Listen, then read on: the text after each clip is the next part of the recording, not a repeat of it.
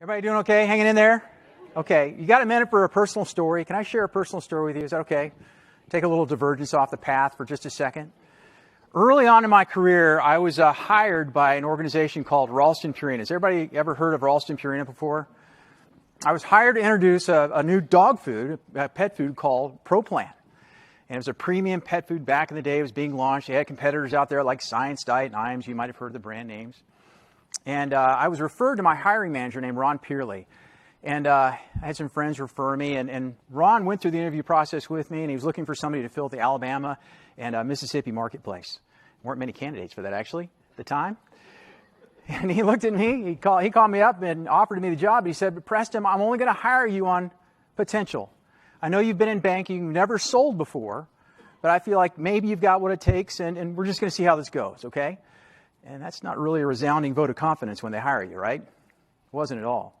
Well, what happened next was Ron called me about a week before I started the role. He said, "Preston, I'm starting this new Southeast team. I know I've hired you, but I can't train you. I can't spend any time with you. Can't invest anything. So I'm going to send you a couple books on selling. I want you to read the books, apply a couple principles, and just know that pure passion and enthusiasm will win over any customer along with that perseverance," right? So I thought, okay, that's cool. I'll go. So I read the books, I read some brochures, did all that kind of stuff. And he gave me a list of 300 accounts. So I went through the state of Alabama and Mississippi, driving two-lane country roads, if you've driven that marketplace before. That's where I learned to love country music. I went to different stores over a few months, and I started realizing something wasn't right. Something wasn't working. I read the books, I talked through brochures, I'd go in and see store managers. But I wasn't closing sales. I wasn't developing the business like I needed to.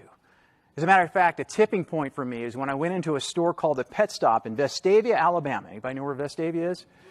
All right. And there was a small store there called the Pet Stop and an owner named Chris. And I thought that if I could sell Chris in and sell ProPlan into that outlet, it would have an influence on the marketplace. Well, I walk into the store, and I've seen him a bunch of times, too. I mean, I've been in there. It's one of those deals where, if you've ever been a salesperson before, you have some outlets that you stop by on the way home and on the way out, hit your call number, etc. But I always saw Chris.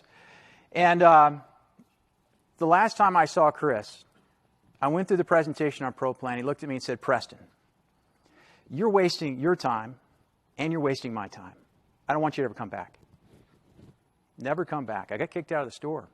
He turned around, walked away. I ducked my tail and left the store.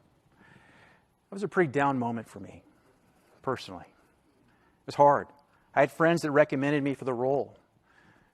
And as a matter of fact, I was the worst salesperson in the Southeast, and I felt like I was going to let them down. I was one of the worst in the country, as a matter of fact.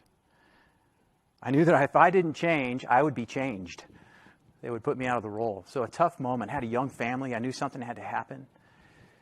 So I went to my manager, Ron, back to Ron, and I said, "Ron, I think maybe we've made a mistake. I think that I don't know how to sell, and I've got to do something about it. But I got an idea. I know that Ralston Purina doesn't have an official sales training program, but I found this thing called the Dale Carnegie Sales Course. If you've ever heard of How to Win Friends and Influence People, Dale Carnegie has a sales course as well. And if you'll invest $1,000 in me, I'll take the time through that process. I'll go over the 12 weeks, one night a week, 3 hours every night that week. And I'll apply what I learned, and I'll grow through the process. And if I don't do well, then we'll part ways." He sounds good. He says, "Good, Preston, do that. I'll get you the $1,000 and go take it." Well, you know what? I got in the class. There were 20 different people in there, similar scenarios I was. They wanted to learn how to sell. I met a guy named John Moser. He ended up being my facilitator, my coach over time. He taught me stuff about how to do opening statements and selling, like if there were a way to blank, you'd want to know about it, right? That's how you get somebody's attention. I went through questioning, discovery, how to flush out and smoke out objections, how to close. Learned a lot of stuff. As a matter of fact, I started rising in the ranks at Ralston Purina. I got off the bottom because I was starting to apply things in the trade. We would learn principles in the class. I'd go apply it. I'd succeed sometimes. I'd fail, but I'd go back and learn more and build on it over time. Well, the other cool thing about this class was it had a thing called the Sales Talk Championship. That's where the 20 people all got involved in the class, and you did your pitch on whether it was a product or service, and you had a couple minutes in front of the class. And over time, it went through kind of a round robin, and believe it or not, I made it into the finals. I was shocked. I know you were too. But I was up against a guy named Richard Drennan. Richard was like a 6'4", debonair, eloquent Southern gentleman. And he was selling skyscrapers. He's a future CEO at the time. He's a CEO in Birmingham now. Had a great pitch, doing a good job. And I knew it was going to take something else for me to win that Sales Talk Championship. So the day of the championship comes, and we do the thing, and Richard gets up. He does a great job in terms of his presentation. Everybody claps for him. He did a perfect job, worked through his brochures, did the whole process, did a fantastic job. Well, it's going to take showmanship for me to win this. So what I ended up doing was I had my wife meet me at the back of the classroom with our dog named Sally. And Sally was a dachshund, and Sally had been on Pro Plan for, 3 or 4 months since I had started. And so I called to Sally, and I had Sally run up in the back and ran through the crowd, and everybody was clapping and having fun with Sally. And she jumped up in my arms, licked me a couple times. And I looked at everybody closing out my pitch. I said, hey, wouldn't everybody want their pet to look like Sally? She's got energy, her coat looks great, right? And then I closed it like you would in a little thing against the store manager. I said, Mr. Store Manager, would you like a large rack or a small rack with your first 500-pound order? Right? Closed it out, so done with my pitch. I sit down. They put the ballots out, a little awkward moment for just a minute. But John stands back up at the end of it, and he goes, guess what? You've elected Preston, or you voted for Preston to be your Sales Talk champion.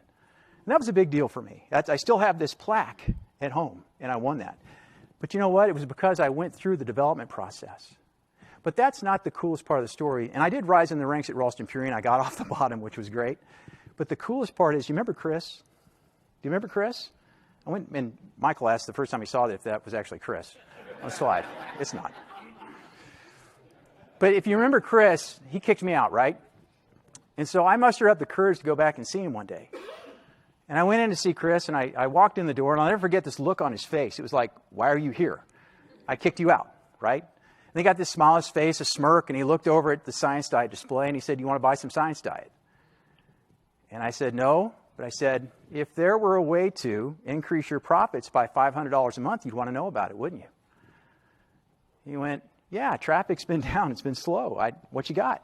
Oh, I was so excited. Got out my Pro Plan stuff again. I walked into the brochures, got to the close, and I hadn't been there yet with him before. And I said, Chris, do you want a large rack or a small rack with that first 500-pound order? That's the alternate choice close, if you don't know that. He looked at me for a minute. It gets awkward. I don't know if you've ever been in a situation like that before. If they teach the salesperson, if you're in a position like that to close, you're going to lose the sale if you speak first. Did you know that? Right? So you wouldn't advance the sale. So it was very awkward. You can imagine the birds chirping in the background, the cat's meowing, the dog's barking, customers walking around, and I'm just staring at him. And he looked at me and said, I'll take the large rack. Well, that was awesome. He said, yeah, that was great. Signed him up, did everything else. And right before I left, I said, Chris, I've been in here a bunch of times. You even kicked me out. What was the difference this time? Why did you order? Why did you order this time? He says, it's because you never asked.